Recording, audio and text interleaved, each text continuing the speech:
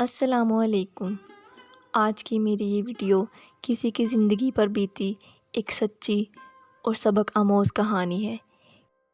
کہانی پسند آنے پر میرے چینل انمتا وائس کو سبسکرائب کر دیں اور بیل کے نوٹیفیکیشن کو پریس کر دیں تاکہ آنے والی تمام ویڈیوز آپ تک بآسانی پہنچ سکیں۔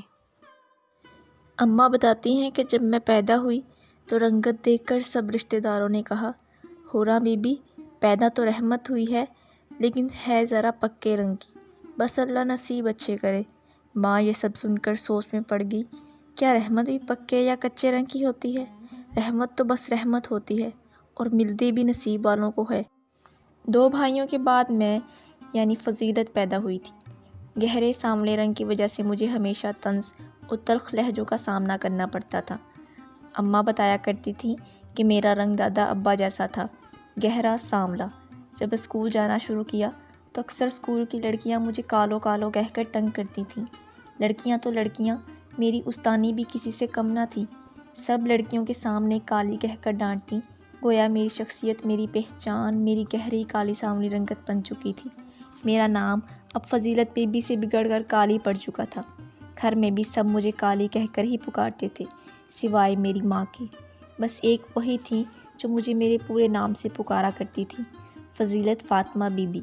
جب بھی ماں مجھے اس نام سے پکارتی تو مجھے کوئی انہونی شخصیت ہونے کا احساس ہوتا، لیکن یہ فسوح صرف چند لمحوں کا ہی ہوا کرتا تھا۔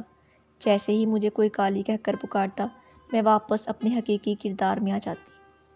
بھائی بھی اکثر کہتے، پتہ نہیں یہ کالی ہمارے گھر کیوں پیدا ہو گئی۔ وقت گزرتا گیا اور گھر پر بھابھیوں کا راج ہو گیا۔ بھابھیوں کا میرے ساتھ سلوک دیکھنے کے بعد ماں نے میری شادی جلد سے جلد کرنے کا فیصلہ کیا، لیکن ہر بار رشتے والوں کی طرف سے انکار کی وہی وجہ ہوتی جو بچپن سے سنتے سنتے اب میں جوان ہو چکی تھی۔ کبھی کبھی میں سوچتی، کیا انسان کی تقدیر کے فیصلے اس کی رنگت کی وجہ سے ہوتے ہیں؟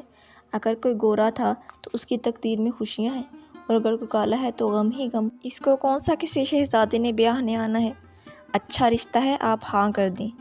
بھابھی نے یہ جملہ تب کہا جب ماں نے میرے لیے 40 سالہ شخص کے رشتے سے انکار کیا تھا، لیکن ماں پھر بھی کہتی تھی، دیکھنا شہزادہ ہی آئے گا۔ وہ ماں تھی، اپنی اولاد کا دل رکھنے کے لیے کچھ بھی کہہ سکتی تھی، لیکن میں جانتی تھی اور سمجھ بھی سکتی تھی۔ اللہ اللہ کر کے ایک رشتے نے میرے لیے ہاں کی تھی اور ماں نے جلد سے جلد میری شادی کر دی۔ وہ شکل و صورت کا خوبرو تھا، اپنے محلے میں ہی چھوٹی سی کریانے کی دکان چلایا کرتا تھا۔ نہ جانے اسے میں کیسے پسند آ گئی۔ ساس سسر اور نند سب کا لہجہ میرے ساتھ بہت اچھا تھا۔ شاید اللہ نے مجھے میرے صبر کا صلہ دے دیا تھا۔ سب گھر والے میری ضرورتوں کا خیال بھی رکھا کرتے تھے۔ گھر بالکل سادہ تھا، لیکن گھر میں رہنے والے لوگ بہت باظرف تھے۔ لیکن یہ اعلیٰ ظرفی چند ماہ کی ہی تھی، اور میری نند زینت کی شادی طے ہونے کے بعد سب کا میٹھا لہجہ اور اعلیٰ ظرفی کڑوے ہو چکے تھے۔ شادی کے اخراجات اور لڑکے والوں کی ڈیمانڈز کو پورا کرنے کے لیے کچھ لاکھ اور چاہیے تھے۔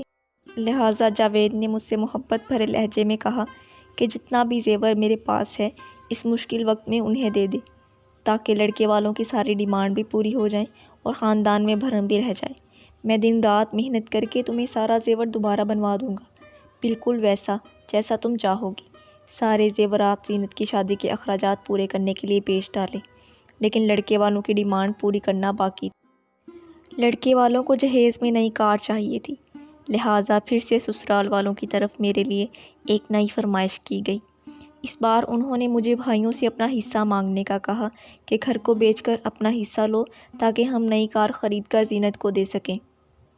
یہ تو میرے لیے بالکل ناممکن بات تھی۔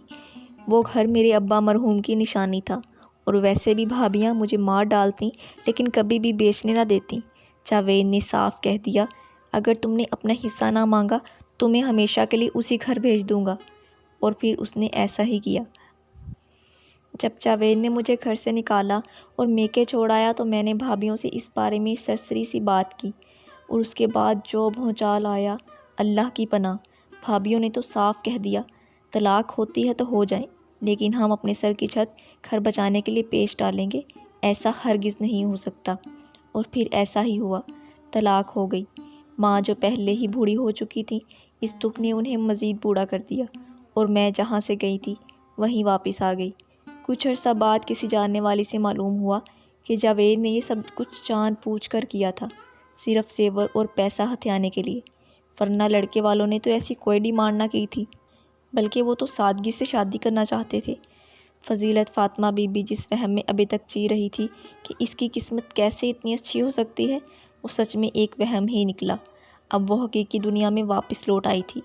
پہلے اسے کالی رنگت کی وجہ سے تانے ملتے تھے، اب منحوس اور طلاق یافتہ ہونے کے تانے بھی ملنے لگے۔ بھابھیوں کو مفت میں ایک کام والی مل گئی تھی، گھر کے کام کرنے کے لیے بھی اور ان کے بچے سنبھالنے کے لیے بھی۔ ماں یہ دیکھ دیکھ کر جلتی۔ بوڑھی جان اب بے بس تھی، لیکن ماں نے پھر سے میرا گھر بسانے کی تیاریاں شروع کر دیں۔ وہ مزید مجھے اس اذیت میں نہیں دیکھ سکتی تھی، لہٰذا ایک بار پھر سے رشتے والی کو بلایا۔ رشتے والی نے پہلی ہی بار ایک رشتہ بتایا اور ماں اس لڑکے کا گھر بار دیکھ کر میری بات پکی کرائی۔ اس جمعے تمہارا نکاح رکھ دیا ہے، اور نکاح کے ساتھ ہی رخصت دی۔ ماں نے اچانک ہی یہ خبر مجھے سنائی تو پھر سے دل نے وہم پالنا شروع کر دیے۔ نہ جانے اس بار کس شے کی قربانی دینے لگی ہوں میں۔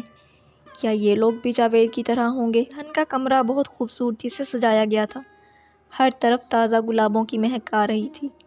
ہلکے گلابی رنگ کے جوڑے میں فضیلت فاطمہ بی بی گونگے بہرے انسان کی طرح پتھر کا بت بنی بیڈ کے بیچ بیٹھی تھی، اور بالکل سامنے اشرف اسے دیکھ کر مسکرایا اور اس کے سامنے بیٹھا تھا۔